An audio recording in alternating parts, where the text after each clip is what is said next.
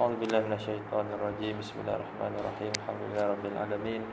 والصلاة والسلام على أشرف الأنبياء والمرسلين سيدنا ومولانا محمد وعلى آله وصحبه أجمعين.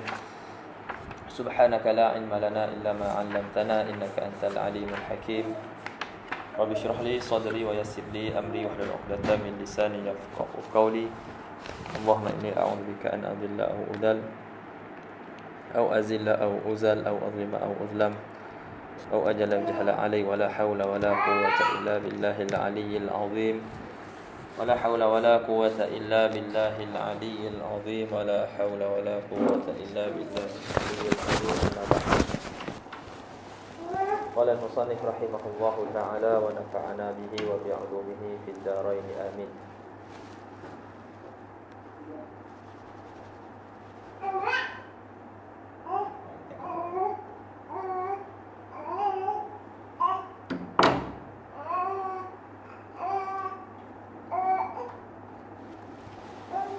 ويجوز للمسافر سفرا طويلا مباحا الجمع بين الظهر والعصر تقديما وتأخيرا وكذا بين المغرب والعشاء وإذا جمع التقديم فيشترط البداءة بالأولى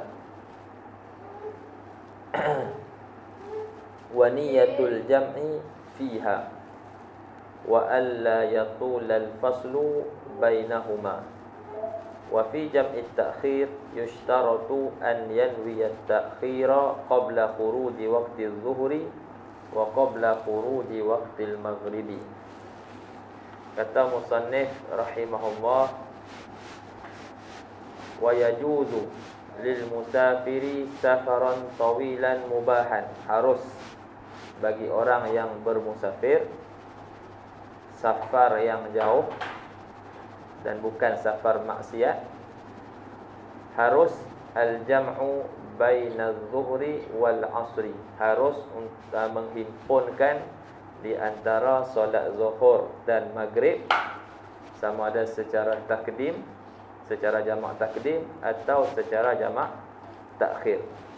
Wa kadza bainal maghribi wal 'isya'i, begitu juga di antara maghrib dan isya. Yani begitu juga harus bagi orang yang bermusafir safar yang jauh bukan safar maksiat, harus juga untuk ia himpunkan antara maghrib dan isya secara jamak takdim ataupun jamak takhir. Termasuk dalam syarah, kata syarah hafizahullah, faslun fil jam'i bainas salataini bisababis safar, fasal pada menyatakan jamak di antara dua solat disebabkan safar. Jadi yang ni apa yang kita akan lihat di dalam ni, syarat-syarat jamak kan, sama ada jamak takdim ataupun jamak takhir adalah syarat-syarat bagi jamak dua solat disebabkan safar. Jadi nanti ada pula jamak yang bukan disebabkan safar. Qasar dia hanya disebabkan safar je. Qasar dia tak ada sebab lain. Adapun jamak dia kadang-kadang disebabkan safar, kadang-kadang juga disebabkan benda lain seperti hujan.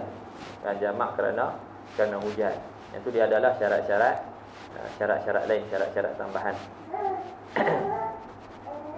Jadi di sini nak bincangkan tentang jamak di antara dua solat disebabkan safar. Baik, apa makna jamak? Kata syarah hafizahullah, makna al-jam'i an tusalla al-'asru fi waqti adh-dhuhri wal 'isha'u fi waqti al-maghribi taqdiman atau tusalla adh-dhuhru fi waqti al-'asri wal maghribu fi waqti al-'isha'i ta'khiran. Jadi makna jamak ialah solat asar dilakukan pada waktu zuhur ataupun solat isyak dilakukan pada waktu maghrib secara takdim. Takdim ni maksudnya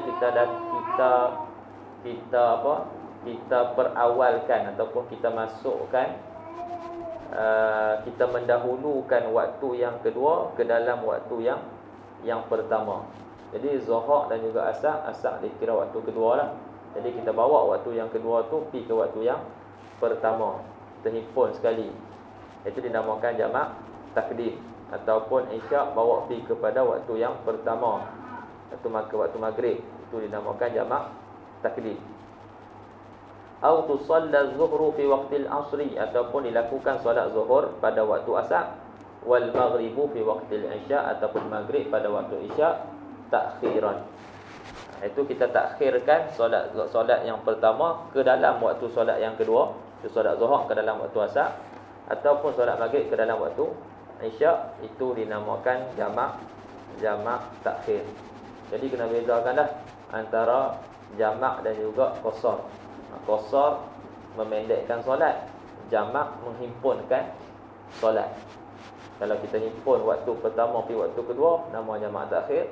Himpun waktu kedua pi waktu pertama, nama dia jamak takdim. Sebahagian orang dia ingat sama, kan? Sebab saya sebut sekali kan, jamak jamak qasar. Kita aja sebut jamak qasar. Ini sebenarnya dia berasingan, dia bukannya sekali. Baik. Wa yajuzu lil musafiri safaran tawilan mubahan wa huwa as-safarul mustajmi'u li syuruti sihhatil qasri as-sabiqah. Harus bagi orang yang bermusafir safar yang jauh dan bukan safar maksiat. Apa dia safar yang jauh bukan safar maksiat? Iaitu safar yang menghimpunkan syarat-syarat sah qasar yang telah lalu. Syarat-syarat sah qasar hak kita dah bincangkan sebelum ni apa? Pergi tengok balik kat sana. Itulah. Sebab di sana pun disebut sebelum ni, wa yajuzu lil musafiri safaran tawilan mubahan. Kan? Jadi samalah dia punya huraian tu. Baik, harus apa ni? Fa'il yajuzu tak ada lagi. Harus al-jam'u baina az-zuhri wal asri. Harus untuk himpunkan antara zuhur dan juga asar. Takdiman wa takhiran. Himpun secara takdim. Itu kita bawa solat yang kedua masuk dalam waktu yang pertama. Wa takhiran, ataupun secara takhir kita bawa waktu pertama pergi ke waktu yang kedua. Wa kadzal bainal maghribi wal isya takdiman wa takhira. Itu juga antara maghrib dan isya, jamak takdim dan juga jamak takhir. Jadi di sini kita fahamlah yang boleh himpun zuhur dan juga asar, dan maghrib dan juga isya. Itu je. Selain itu tak boleh. Jadi kalau kita nak himpunkan asar dan juga maghrib, jawab dia tak boleh. Kalau kita nak himpunkan isya dan juga maghrib pun jawab dia isya dan juga subuh pun tak boleh juga. Fayamtani'u jam'ul asri ma'al maghrib. Maka tak boleh ataupun ditegah jamak asar serta maghrib, wa jam'ul isya ma'as subhi, dan himpunkan solat isya bersama dengan solat subuh, was subhu wa subhi ma'az zuhri. Yani wa jam'u as-subhi ma'az zuhri. Dan tak boleh juga himpun solat subuh bersama dengan solat zuhur. Apa dalil keharusan safar? Dalil dia buatan Nabi sallallahu alaihi wasallam sendirilah, kan? Diriwayatkan dalam hadis-hadis Nabi jamakkan solat. Wa dalilu jawazil jam'i hadithu Anas anin Nabi sallallahu alaihi wasallam idza ajila alaihi safar yuakhiru zuhra ila awwali waqtil asri fayajma'u bainahuma wa yuakhiru al-maghriba hatta yajma'a bainaha wa bainal isya hatta hina yaghibu syafaq. Jadi apabila Nabi nak bersegera safar, kan, Nabi akan mentakhirkan solat zuhur kepada awal waktu asar, dan Rasulullah akan himpunkan antara dua-dua itulah, zuhur dan juga asar. Wa yuakhirul maghriba, dan juga kalau waktu tu waktu malam, Rasulullah akan takhirkan maghrib sehingga kan Nabi himpunkan di antara waktu maghrib tu dan juga antara waktu Isyak. Jadi di situ kita nampak apa ni perbuatan Nabi SAW sendiri yang menjamak solat. Daripada sini jugalah ulama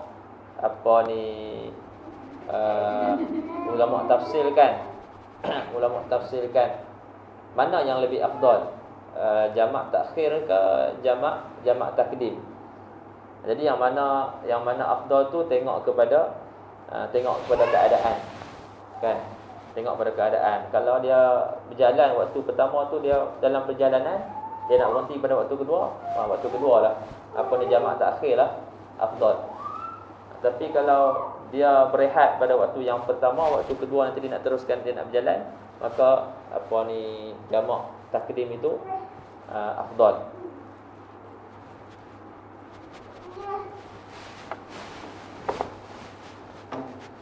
Kerana faham daripada hadis Nabi SAW, kita tak kata jamak takdim itu afdal secara mutlak, dan kita tak kata juga jamak takhir itu afdal secara mutlak. Jadi kalau dia berjalan pada waktu yang pertama dan dia turun pada waktu yang kedua, maka jamak takhir lebih afdal. Kalau dia turun pada waktu yang pertama, rehat pada waktu yang pertama, dan dia berjalan pada waktu yang kedua, maka pada ketika itu jamak takdim afdal. Ada lagi dua gambaran. Apa? Dia waktu pertama pun dia ada berhenti, waktu kedua pun dia ada berhenti. Atau gambaran yang satu lagi, waktu pertama dia berjalan, waktu kedua pun dia berjalan juga. Jadi kat sini yang mana lebih afdal? Jadi kata Syekh Ibn Hajar kata jamak takdim lebih afdal pada dua-dua keadaan. Maksudnya kalaulah waktu zuhur dia ada turun rehat, waktu asar pun dia ada turun rehat. Jadi mana yang lebih afdal? Lebih afdalnya jamak takdim. Ataupun dia nak berjalan pada waktu zuhur dan waktu asar, straight nak jalan ni. Jadi nak pilih waktu yang mana untuk dia berhenti untuk dia solat. Jawabnya waktu pertama lah. Kalau dua-dua waktu dia berjalan, waktu zuhur pun dia berjalan, waktu asar pun dia berjalan, maka dia berhenti waktu zuhur untuk dia buat jamak takdim. Waktu tu jamak takdim lebih afdal. Adapun Imam Romli dan juga Syekh Khatib Asy-Syibini, dia kata jamak takhir lebih afdal. Ada khilaf lah. Baik. Kemudian kata syarah, asy'ara ta'birul muallif biyajuzu. Jadi pengarang dalam matan dia kata yajuzu. Jadi ungkapan muallif menggunakan perkataan yajuz tu, dia ada isyarat. Dia seolah-olah mengisyaratkan bahawasanya meninggalkan jamak itu lebih afdal. Kata syarah, asy'ara ta'birul muallif biyajuzu anna tarkal jam'i afdalu. Takbir muallif dengan kata yajuz memberi isyarat bahawasanya meninggalkan jamak itu lebih afdal. Baik, adakah apa yang difaham daripada isyarat itu benar, betul macam kita faham? Kata syarah, wa huwa kadzalik. Yang ma asy'ara takbirul muallif tu begitulah. Maksudnya meninggalkan jamak tu lebih afdal, memang ya pun. Jadi meninggalkan jamak lebih afdal. Sebab apa? Mura'atan lil khilaf bihi, kerana nak memelihara ataupun kita kata nak keluar daripada khilaf pada masalah jamak, yang mana Imam Abu Hanifah rahimahullah, dia tidak melihat adanya jamak kecuali pada ketika nusuk, kan? Ketika nusuk di Arafah dan juga Muzdalifah.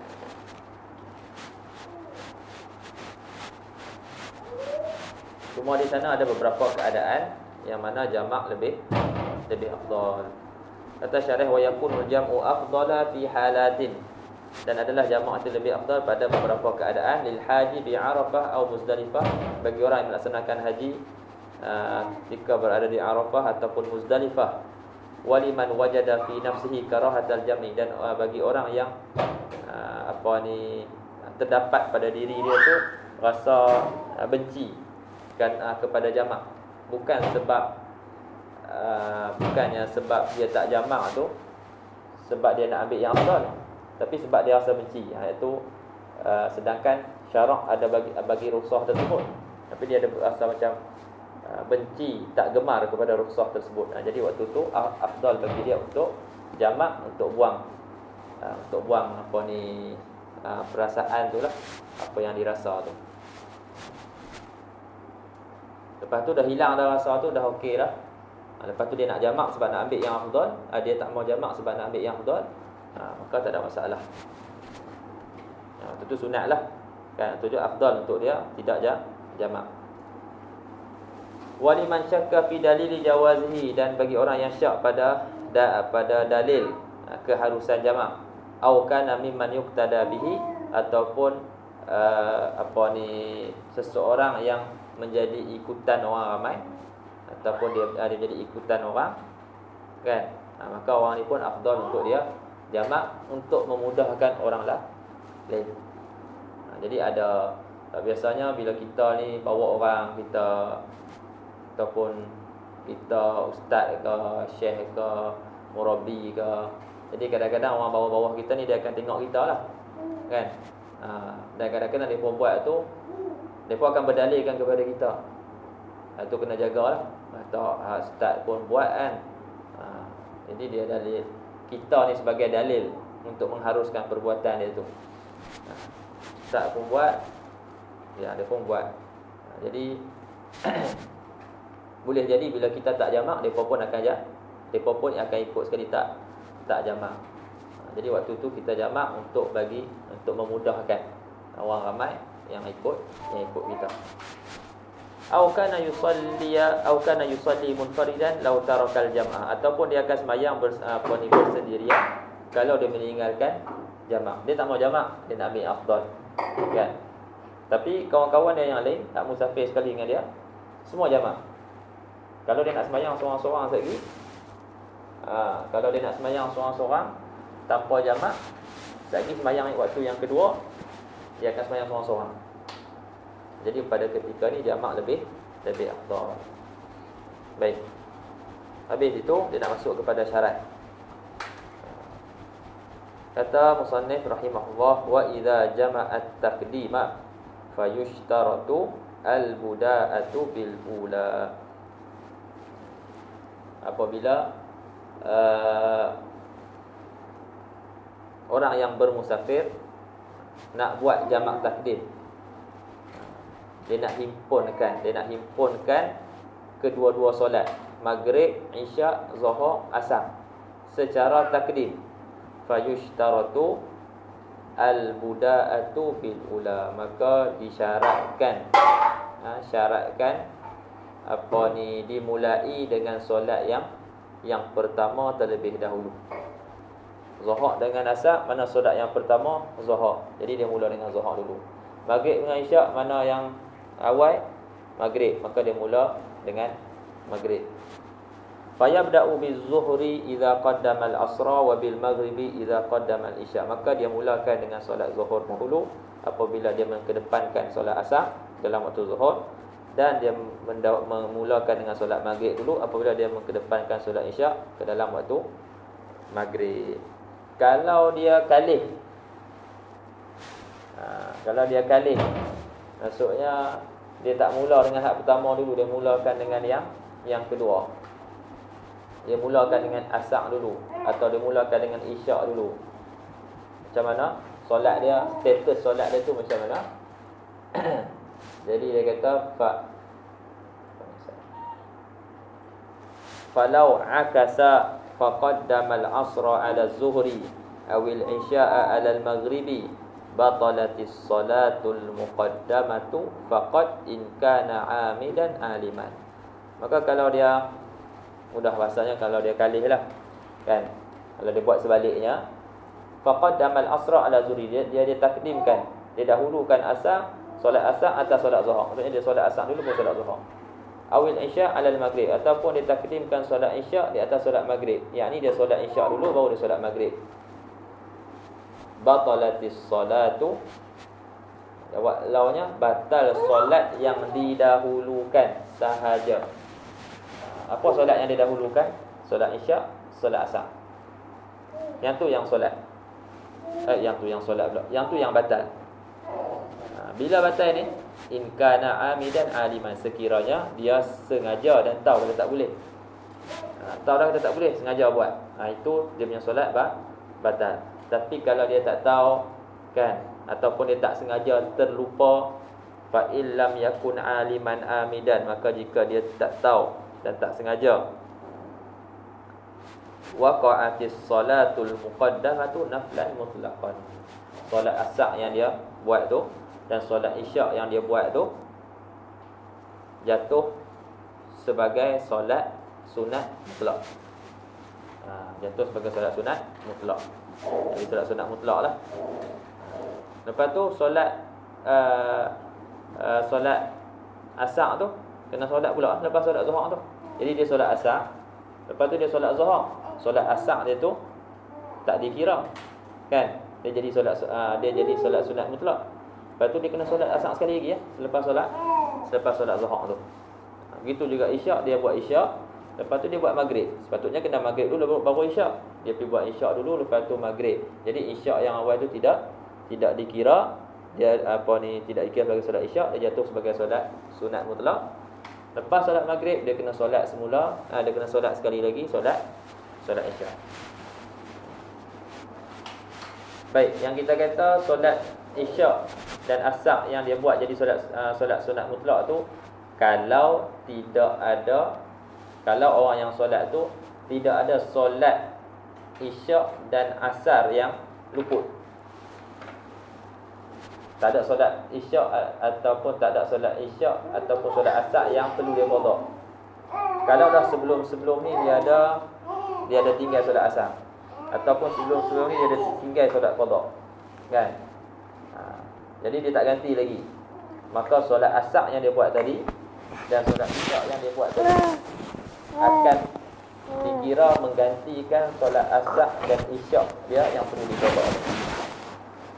Tapi kalau dia tak ada apa-apa, semua bersih, alhamdulillah, semua solat dia semua terjaga, tidak ada solat yang perlu diganti, maka solat asar dan isyak tadi itu jatuh sebagai solat sunat mutlak. Kata dia waqa'atis salah fa illam yakun aliman amidan, kalau dia tak tahu dan tak sengaja, waqa'atis salatul muqaddamah nafsan mutlaqan, maka jatuh solat yang didahulukan itu sebagai solat sunat mutlak. Hadza illam yakun alaihi fa'idatun min nau'iha. Ini jika dia tidak ada solat yang pada jenis solat yang sama. Maksudnya solat maghrib dan solat isyak yang dia kena qada, dia tak ada. Solat asar yang dia kena qada pun dia tak ada. Lepas tu solat yang dia buat tadi itu akan jatuh sebagai solat.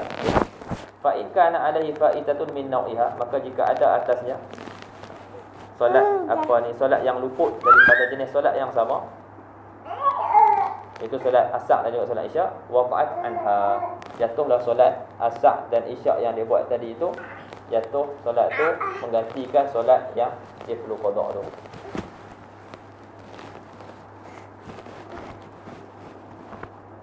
Jelas? Wa kadzal hukmu law bana fasadus salati fataqa'us salatul muqaddamatu naflan mutlaqan illam yakun alaihi fa'idatun min nau'iha kama taqaddama. Begitulah juga hukum kalau nyata rosak solat yang pertama. Lepas dah solat baru nyata kata solat yang pertama bermasalah, kan? Luar koyak rupanya, kan? Jadi solat pertama tu tak sah. Syarat dia untuk kita solat syarat jamak takdim, kita solat yang pertama tu sah. Maksudnya kita zon zon sah solat yang pertama. Itu syarat dia. Dalam ni dia tak sebut lah dalam matan. Kan? Cuma dalam syarah tu dia ada sebut. Antara syarat jamak takdim zannu sihhatil ula. Kita zon sah solat yang pertama. Ni sekarang ni dah yakin dah tak sah. Tadi kita solat yang kedua sebab sebab kita yakin yakin ataupun zon solat yang pertama sah, tapi sekarang ni dah nyata zon kita tu salah. Maka fala ibrata bil zanni al bayyin khata'uh. Jadi tak dikiralah zon yang nyata silapnya. Jadi solat yang solat yang dia buat tu kan dia solat zuhur, lepas tu dia solat asar. Macam ni. Kalau yang tu jadi kalau solat baju koyak, seluar koyak dua-dua tak sah kan. Katalah waktu solat yang pertama dia pakai kain syal. Kain syal tu ada najis. Kain syal tu ada najis. Tapi kain ridak dia ada najis. Waktu dia sembahyang solat yang kedua, dia kain syal tu dia letak. Jadi solat yang pertama ada kain syal, solat yang kedua tak ada kain syal. Jadi solat yang pertama tu tak sah. Solat yang kedua tu sah. Jadi dia ingat dia dah sembahyang zuhur asar secara jamak okey dah lah. Lepas sembahyang solat asar tu baru dia perasan dekat kain syal dia tu ada najis. Dan kain syal tu dia guna waktu solat yang pertama. Jadi nyatalah kata solat yang pertama dia tu rosak. Tak sah. Jadi solat asar ni macam mana nak kira dia? Adakah jatuh sebagai solat asar? Sedangkan jamak takdim syarat dia mesti solat zuhur dulu baru solat asar. Jadi solat ni macam mana? Solat ni dikira solat yang ditakdimkan lah, yang didahulukan. Tapi sepatutnya solat zuhur dulu baru asar. Jadi kira dia buat asar dulu, sebab asar tu yang sah. Tapi adakah jatuh sebagai solat asar? Jawabnya tidak. Sebab tak cukup syarat jamak takdim. Syarat jamak takdim zuhur dulu baru asar. Jadi asar yang dia buat ni, dia akan jatuh sebagai solat sunat mutlak. Kalau dia tak ada solat qada asar sebelum ni. Kalau dia ada qada asar sebelum ni, maka solat itu akan jadi ganti bagi solat qada asar dia yang sebelum ni. Itulah yang dia nak bagi tahu dalam perenggan tu. Wa kadzal hukmu law bana fasadus salatil ula fataqa'us salatul muqaddamatu naflan mutlaqan illam yakun alaihi fa'idatun min nau'iha kama taqaddama. Begitulah hukum kalau nyata rosak solat yang pertama, maka jatuh ataupun berlakulah solat yang didahulukan itu, solat asar tu ataupun isyak, jadi solat sunat sekiranya dia tidak ada solat yang perlu diqada daripada jenis yang sama. Kalau ada solat yang perlu diqada maka dia akan jadi ganti solat qada tersebut. Syarat yang kedua, wa niyatul jam'i fiha, dan niat jamak pada solat yang pertama. Fiha ay fil ula. Dalam syarah disebut ay fi ula salatain. Maksudnya pada solat yang pertama lah, yang pertama daripada dua solat tu. Maksudnya solat yang pertama. Lepas tu niat jamak tu adakah mesti pada takbiratul ihram? Adakah mesti bersama-sama takbiratul ihram? Maksudnya niat jamak tu mesti dalam niat ketika kita angkat, ketika kita takbiratul ihram. Macam qasar. Adakah macam tu? Jawabnya tidak. Kan? Sama ada kita niat ketika takbiratul ihram ataupun kita niat ketika dalam solat, walaupun bersama-sama dengan salam, walau ma'as salam, kata syarah. Yang penting sebelum kita keluar daripada solat. Sebelum keluar daripada solat.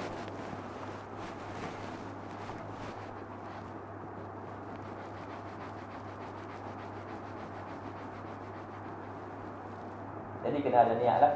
Kena ada niat.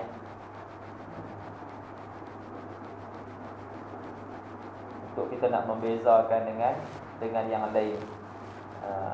wa dzalika liyatamayyaza at-taqdimul masyru'u an ghairihi wal afdalu qarnu niyyatil jam'i bi takbiratil ihram khurujan minal khilaf.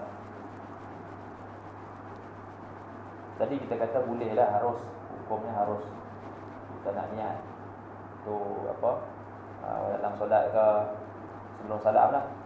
Tapi afdalnya kita niat apa ni waktu takbiratul ihram lah. Kan kita sertakan niat waktu takbiratul ihram untuk keluar daripada khilaf.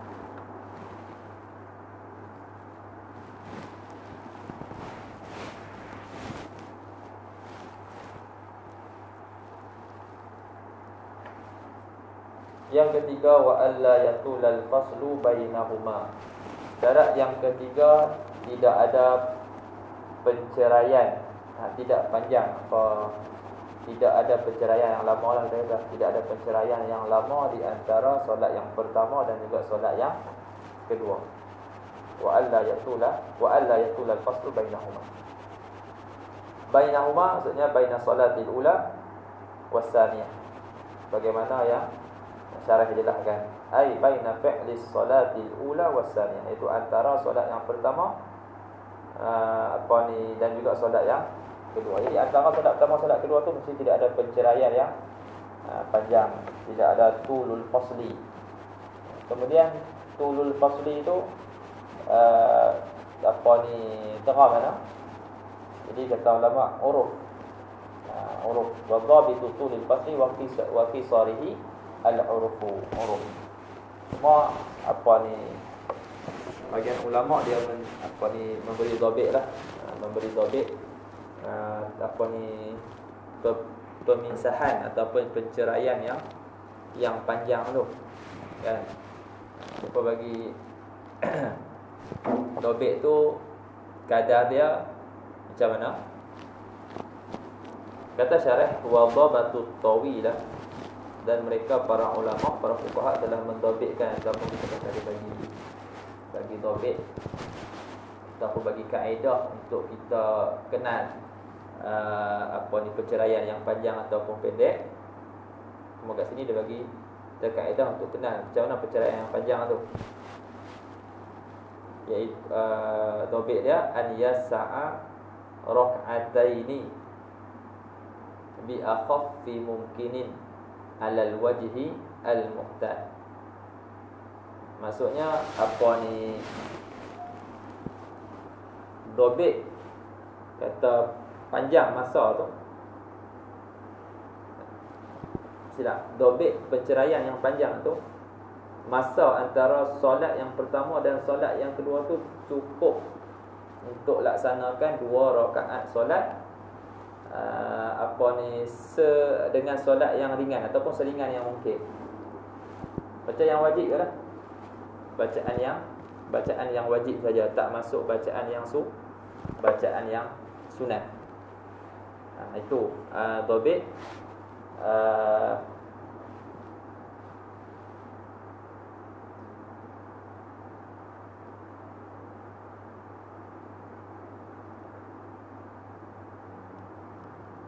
dhabit akhaf mungkin.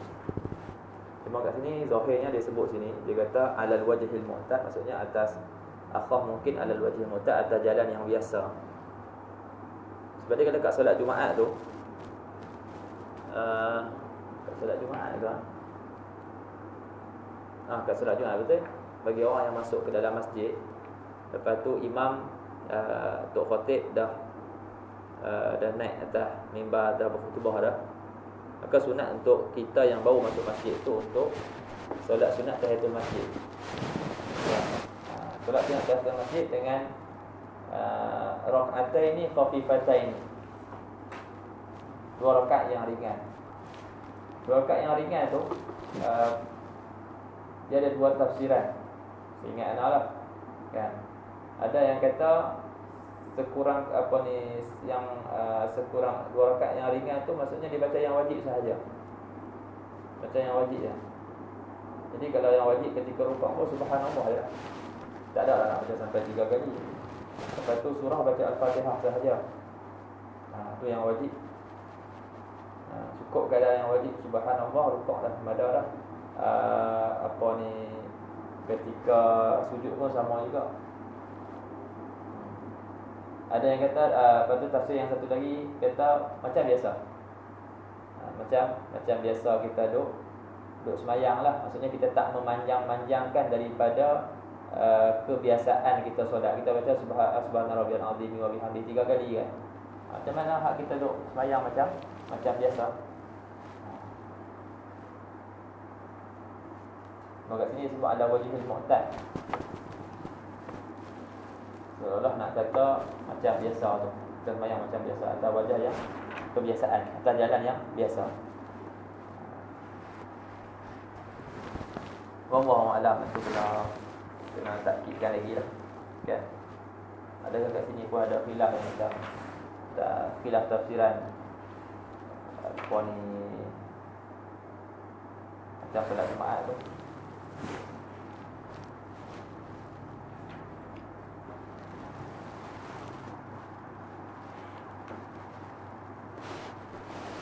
Baik, sambung lagi. Kalau talal faslu imtana'a dhamu tsaniyati lil ula sawa'un talal faslu bi udrin am la. Apa ni tafsir daripada situ, daripada syarat ni dia kata jangan, tak boleh panjang masa perceraian antara solat pertama dan solat yang kedua. Tafsir daripada situ, kalau talal faslu, cabang daripada syarat tu, dia buat masalah kalau panjang pemisah ataupun perceraian antara solat pertama dan solat yang kedua, imtana'a dhammu tsaniyah lil ula, maka tertegahlah apa ni, nak gabungkan solat yang kedua kepada solat yang pertama. Kalau ada uzur tak dimaafkan ke? Sawa'un talal faslu bi udrin am la, sama ada panjang penceraian tu disebabkan keuzuran ataupun tidak. Tak kira lah ada uzur ke tak ada uzur kan. Sakit perut kan, nak pergi buang dulu, dah tak boleh dah. Betul macam mana? Pergi buang dulu tapi tak rasa lah. Nampak macam mana kan. Wa yata'ayyanu hina idzin ta'khiruha ila waqtiha. Waktu tu wajiblah ketika talal faslu tu, hina idz talal faslu ta'khiruha, mesti wajib takhirkan solat yang kedua ila waqtiha, kepada waktunya. Kemudian disebut lagi tambah lagi syarat yang tadi disebut oleh pengarang. Dia kata wa min syuruti jam'i taklimi aidan dawamul uzri ila tamamil ihrami bisaniyah. Berterusan uzur safar tu lah, maksud al-uzur tu adalah safar. Berterusan uzur, yakni berterusan uzur safar sehingga sempurna ihram rakaat solat yang kedua. Maksudnya ketika dia solat asar, solat yang kedua, solat zuhur dah, dia nak solat asar ataupun nak solat isyak, maghrib dah solat, nak solat maghrib pula, waktu dia apa ni, waktu dia angkat takbir tu, takbiratul ihram, waktu tu dia dalam keadaan musafir. Jadi kalau lepas solat yang pertama dia jadi orang yang bermukim, dia jadi orang yang bermukim. Sebagai contoh kan, kita bila kita niat nak balik ke tempat kita kan, bila kita niat nak balik semula kat tempat kita, maka kita habislah safar kita. Betul tak? Kita musafir pergi ke tempat tu, lepas tu kita niat nak balik kat tempat kita, habislah safar kita. Tapi balik tu kenapa kita boleh apa? Kenapa kita boleh jamak juga dan juga qasar? Sebab nak balik tu pun jarak dia dua marhalah. Maka boleh untuk kita jamak dan qasar lagi. Jadi contohlah, sebagai contoh, kita dalam perjalanan ke satu tempat yang dua marhalah, tapi perjalanan kita baru satu marhalah, kita berhenti. Jadi tak syarat pun kan, tak syarat pun untuk kita jamak qasar tu mesti kita dah lalu dua marhalah dulu. Cukup kita Asalkan kita dah keluar daripada daripada daerah, daripada tempat kita dah boleh kita dah boleh dah untuk jamak qasar. Jadi katalah dia tengah sembahyang zuhur, dah cukup baru satu marhalah jalan dan dia nak sembahyang jamak qasar. Ni kita bincang tentang jamak. Lepas tu dah elok sembahyang yang pertama, lepas tu kawan dia main habaq, baru nak angkat takbir yang kedua, kawan dia main habaq, kita kena balik, tak jadi musafir. Kan? Pikulan sakit ke apa ke. Jadi niat nak balik semula ke tempat asal. Kan? Jadi bila niat nak balik semula ke tempat asal, boleh tak dia nak jamak qasar? Perjalanan dia nak balik semula tu 2 marhalah dah, bukan 2 marhalah. Dia tak boleh.